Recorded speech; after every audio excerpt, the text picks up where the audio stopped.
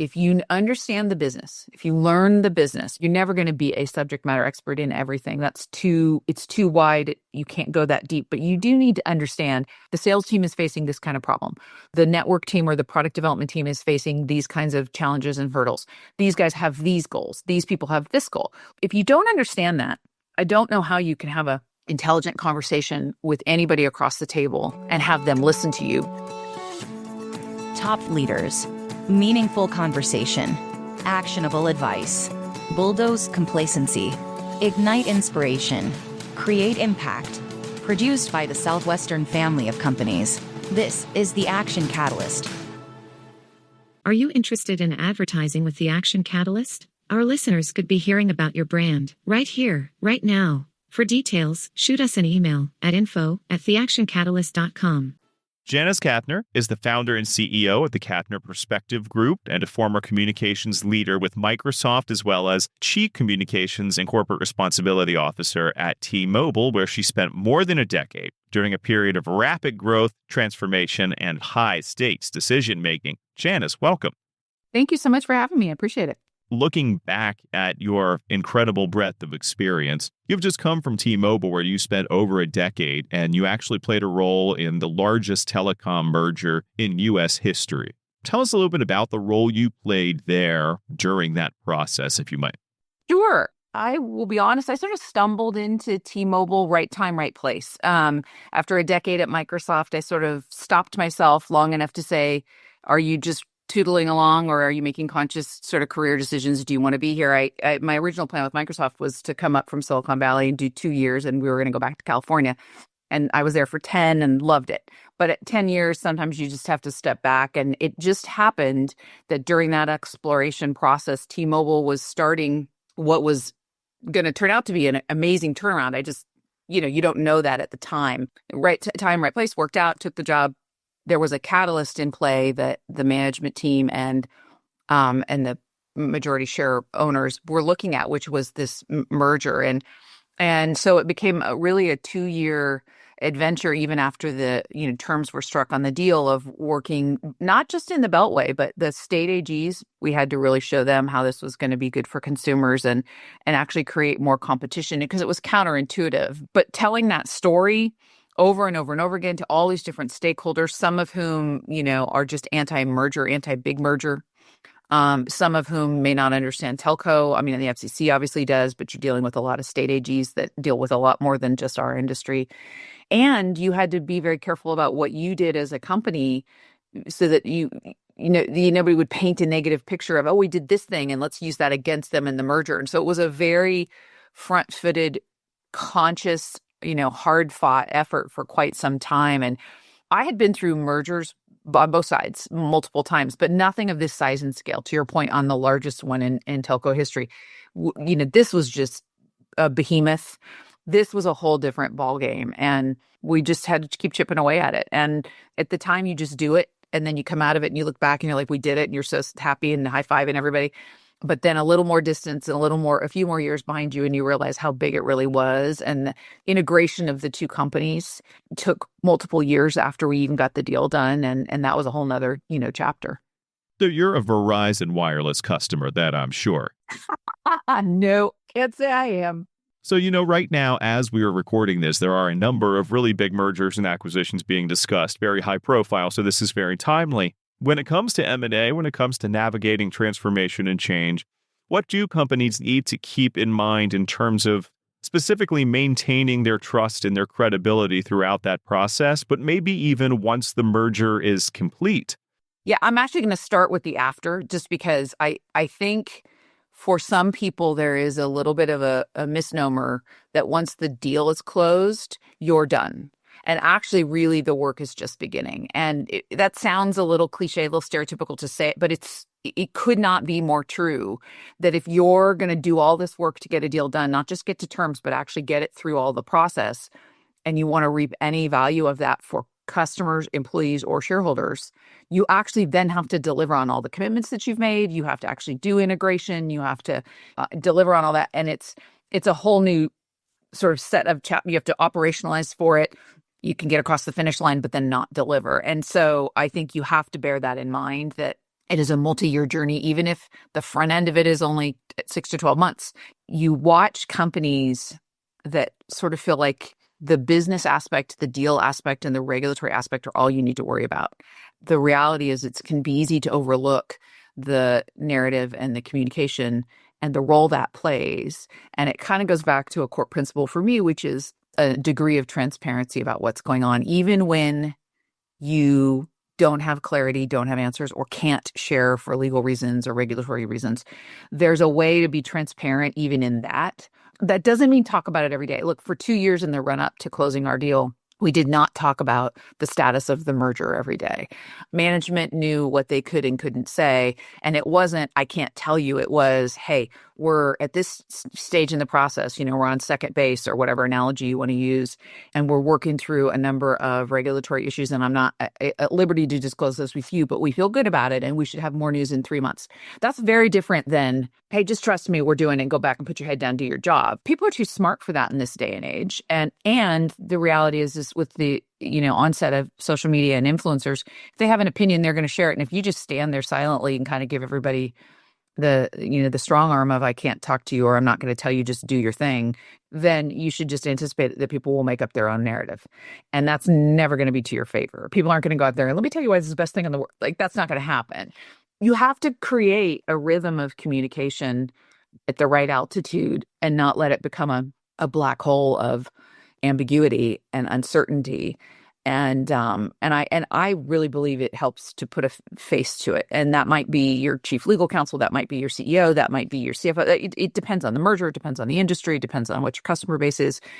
People don't trust a brand per se. You know what I mean? They may have trust in a brand, but they don't look to a logo to tell them, yeah, well, I've been a customer a long time and this makes me uncomfortable, but I'm not going to make a change right now because it could work to my benefit. You just have to kind of put together a strategy that says, oh, okay, how are we going to continue to drive our business forward? And by the way, smart money says drive your business forward anyway, because if the deal doesn't happen, you have momentum you need to be maintaining, or you're not doing your shareholders, the obligation that you have committed to deliver on. So you bring your team in and you build a plan, and it errs on the side of great transparency. You just have to talk to people. You would be stunned at how many leaders don't. What kinds of things, particularly at a really high level, do boards and CEOs always grossly underestimate in these large-scale changes? My opinion, it is a little bit of the resource investment. I don't mean necessarily in my discipline of communications, but just the resource investment of, you see some companies, and I think I can countermand this with T-Mobile, because actually we really didn't do this. And so somebody somewhere had the experience to say we need to plan accordingly. But I have seen companies sort of like, oh, you're going to do it off the side of your desk. Until the deal gets done, it's kind of just work it off the side of your desk, except for maybe the legal team will have some designated resources. You may still get the deal done. I think it will take longer. I think there's more risk to it. And I think it'll be a lot slower start on the integration once the deal is done, if you're treating it as a little bit of a off the side of the desk side thing. So I do think there's a resourcing component. I think there's a contingency planning, and you have to be careful what you put in writing, because everything's discoverable. And then people think, well, if you've got a contingency for no deal happening, then you don't really need the deal to happen. Well, come on. The reality is no company who's doing their shareholders a job is not at least thinking about what happens if this doesn't come to fruition, and how do we continue to maintain our business. It sounds so rudimentary and so basic, but you would just be stunned at how many people don't do it. So you just got to invest the time in the people and treat it like, this is a major investment for the company for a long-term return. And it's not a sidebar. And I see more of that now. But boy, in early days of my career, there was a lot of like, yeah, we had these 3 people working that deal. Earlier, you mentioned your tenure at Microsoft. During your time at Microsoft, you were part of the launch of Office 365. Can you tell us a little bit about the role you held at the time there and the role that you played in that launch? It's so funny because now apps and services are just commonplace. But this is where you start to sound like that old professional who's been around a long time. It used to be software installations, right? And when Office was making the transition from being an app that was either pre-installed on the PC you purchased or purchased off the shelf, maybe downloaded, but really wasn't even that common to do that, into this service, it was this big transformation that obviously financial models had been run, but you had consumers that had to change their behavior. And when I came to Microsoft, I was acquired in through a teeny startup called Placeware, which is a deadhead competitor for WebEx. Now, WebEx made it through the IPO process, and the bubble burst literally after WebEx landed and before we did. And it was this big platform to host virtual meetings up to 3,000 or some large number, I can't recall. And so scale was a differentiator, and people weren't sure they even cared about these whole virtual meetings. It was like virtual seminars were kind of the niche that people were using back in the day, pre-pandemic, when everybody learned how to do virtual meetings. And Microsoft came calling and decided they wanted to acquire the company. And largely on Teams, if you ever use that, the platform, a lot of that code that's embedded there, the genesis is from that Placeware acquisition. And over the years, it was named different things. And at first it was a server, and then it was made into a service. But when I was at Microsoft, they incubated the business unit initially, right? So they acquired this little company and their methodology when you're that small, unlike the Sprint T-Mobile merger where we really had to integrate, was, hey, we're going to incubate you under a Microsoft business leader till the business is of certain size and scale where we would plug you into mainstream marketing and mainstream sales and so on and so forth. And I'll never forget going into a marketing pitch because you had to get approval to do advertising. And I had to explain the whole business model, not because they weren't brilliant people, but it was not their world. It was not what they lived in. And they were like, well, I don't understand why you can't advertise when you have your next release of the service. And I was like, we release new capabilities literally every month. It's a service. It's just new stuff all the time. Now in apps, it's new stuff randomly whenever they get enough critical mass built and you get an update on it, I look back on that and I remember that was the beginning of real evolution that now Microsoft has fully embraced and gotten in front of with converting Office 365 to Service. And that was the launch where we were like, we have to communicate to people. You're going to have an icon installed. So when you have human behavior who buys a PC and you're looking for your Office capabilities, it'll be there. But you have to teach people that there's a login now and that we're going to do updates and it's a subscription based. And so, we had to do all kinds of creative things, whether that was trying to show that you could host a meeting from anywhere. I think at the time there was a little bit of, well, we'll see what this does. And obviously now you can't go into and buy software anymore, pretty much for anything. It was great fun to do. And you had a lot of energy around that when you were one of the big P&Ls. But it was the beginning of a pretty big transformation on that particular software to service, which in the time, also similar to T-Mobile, you just do it. And then you look back and you go, that was kind of an interesting pivot, both professionally to navigate the narrative and in the industry as everybody moved away from software installs into service and apps. Of course, during that time at Microsoft, you had the pleasure of working on a team under Bill Gates. We even actually saw an interview that you did with him. Oh, I was nervous that day. I hadn't been there very long. And I can't remember how it came to pass, but it was, we wanted to pre-record something in a friendly capacity with an employee. And somewhere somebody said, you should do it. And I was like, that's fine. And I'll never forget, you don't think about it a whole lot. I don't know about you and your process, but it's not my process. And so I didn't really think about it too much because I knew I'd get too nervous in advance. But then we got there and that man is just so impressive in his sheer ability to process, right? The intellectual capacity, the breadth of knowledge. I felt like, and this may or may not be true, but I felt like even in the conversation, I could imagine him having 6 or 7 different conversations going while he's talking to me and not missing a beat, right? Like over here, he's thinking about what they need to do on this product and this, and, because he presents that sort of calmly and smartly. He didn't love press and PR. It was never, I think he was pretty transparent about that. It was not his favorite thing to do. So because it was an in-house thing to be used externally, he was very, kind and patient. But I had this moment, I sat down, we were waiting for him to come in, and I just had the biggest exhale, and I realized I was really, because all that's going through your head is, can I please just not look like an idiot? This guy's ridiculously smart. He's built this company from the ground up. He's wicked fast. I just don't, I don't expect to be memorable, but I just don't want to look like an idiot, and he was very kind. And you felt like it was a professional moment of, okay, I did that, You have those few moments when you're a company that size where you get the exposure to Bill. We got to leverage Bill for a launch event. And, same thing. It was you need to be efficient and be on your game and have your answers because he's not loving that he's devoting time to a stage event for press and that kind of thing. But he knows it's a bit of a necessary thing for the product. but like, don't be known because you didn't have your act together.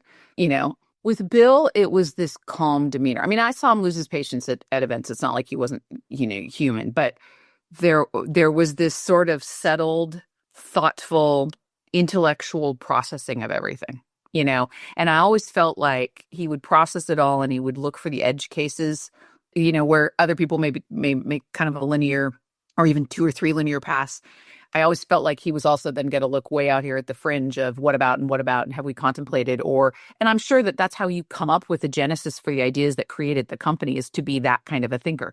So with him, you sort of always felt like you were in the presence of just a sheer intellectual calm's the only word. And even though I saw him when he would get impatient, he likes to problem solve. My interpretation, I don't know him that well, but my interpretation was you felt like I'm going to problem solve and I'm going to stress test everything and I'm going to look around all the corners and look at all the chess moves. And that's how it felt to me. That would be my read from what time I did get to spend in the room with him.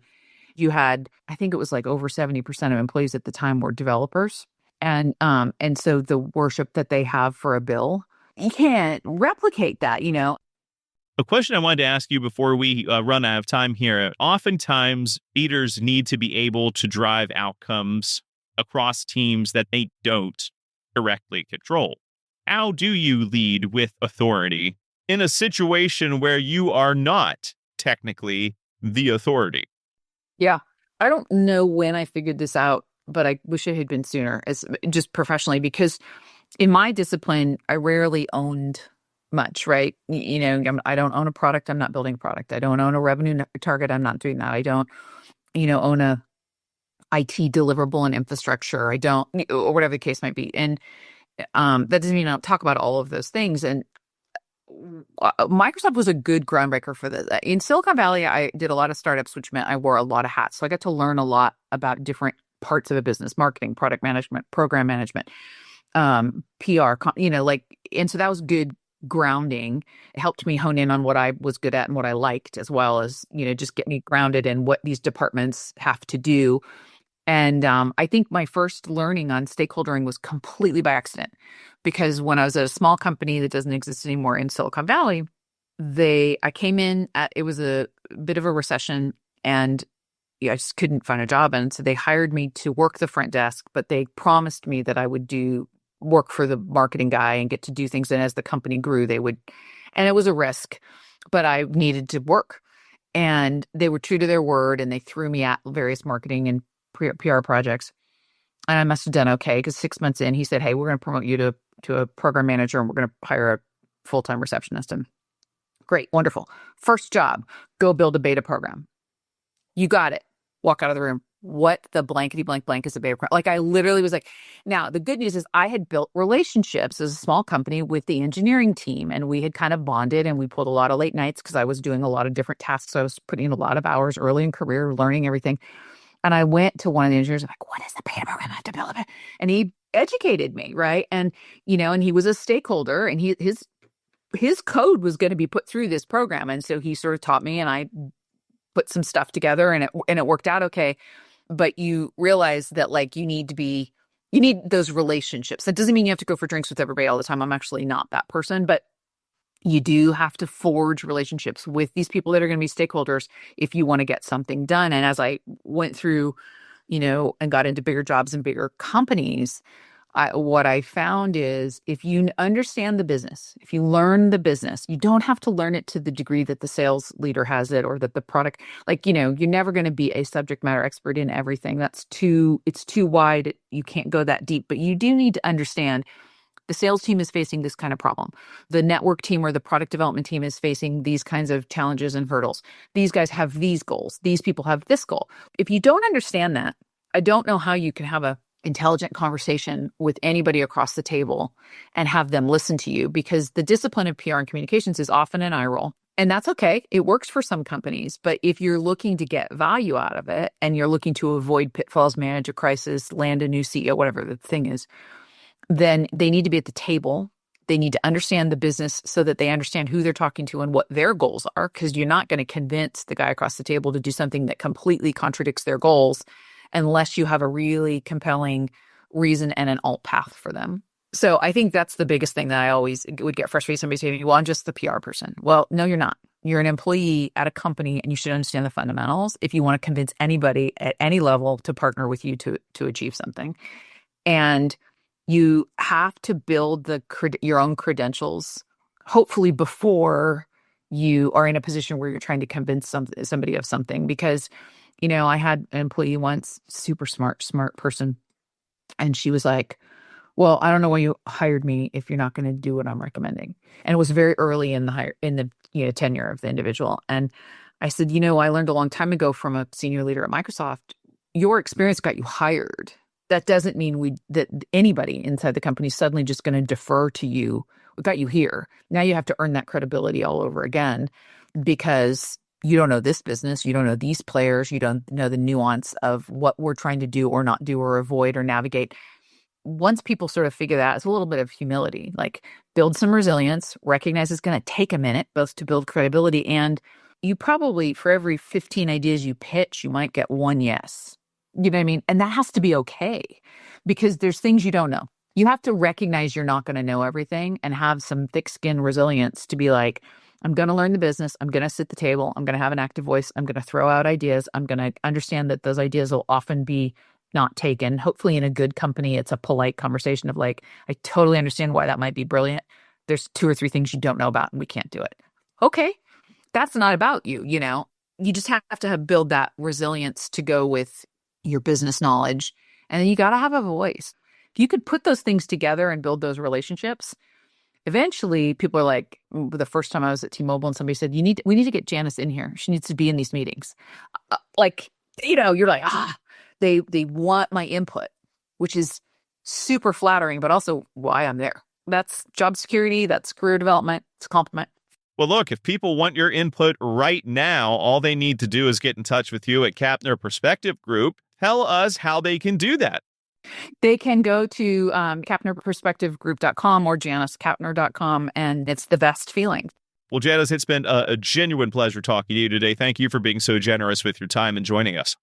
Well, thank you. I appreciate it. It was great to chat and go a little bit down memory lane. I haven't talked about some of these things in a while, so it was great. If you enjoy this podcast, please make sure to subscribe. And to stay updated on everything that the Action Catalyst is up to, make sure to follow us on Facebook and Instagram at Action Catalyst Podcast and on Twitter at Catalyst_Action. And as always, thanks for listening.